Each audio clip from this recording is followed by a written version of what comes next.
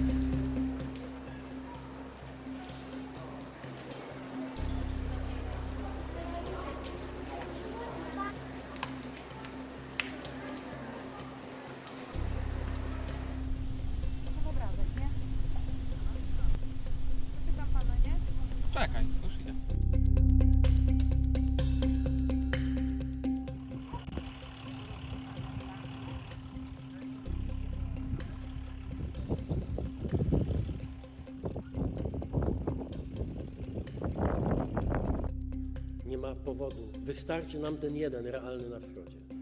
Ale ta sytuacja, która stawia nas wszystkich bliżej otwartego konfliktu, bliżej niż kiedykolwiek po II wojnie.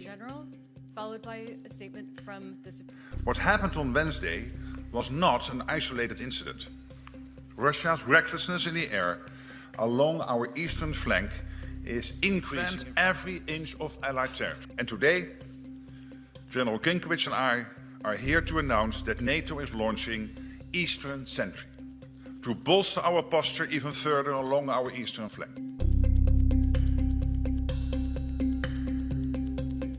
Его подавление средствами радиоэлектронной борьбы.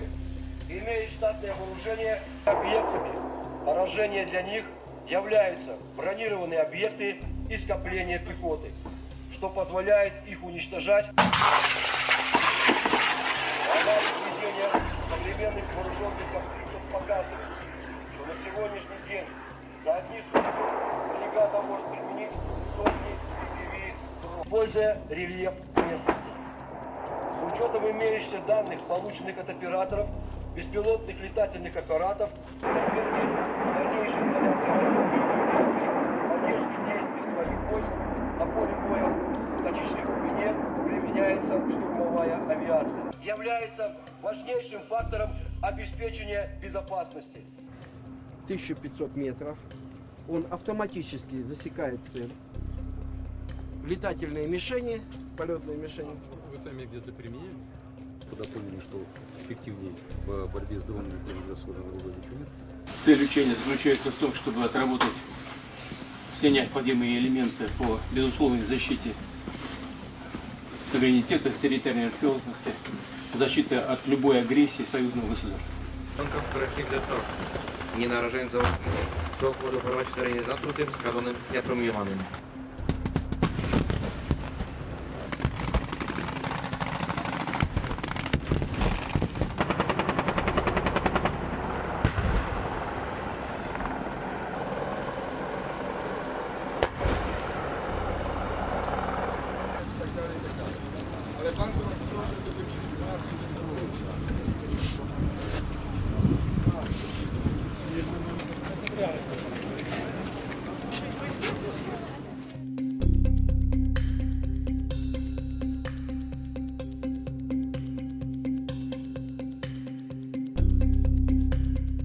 Russian jets for 12 minutes. Do you see that as a threat to NATO? Well, I'm going to have to look at it. They're going to be briefing me in a short while, so I'll let you know about it tonight or tomorrow. What's your take in general? Just being Well, I don't love it. I don't love it. I don't love it when that happens.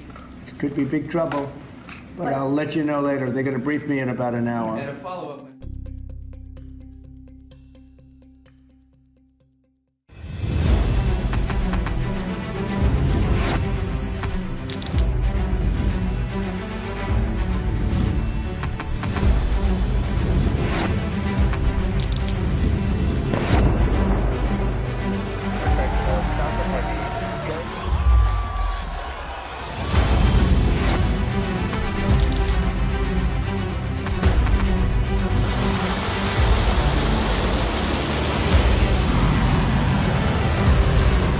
Been fighting so long and so hard that they don't know what the they're doing.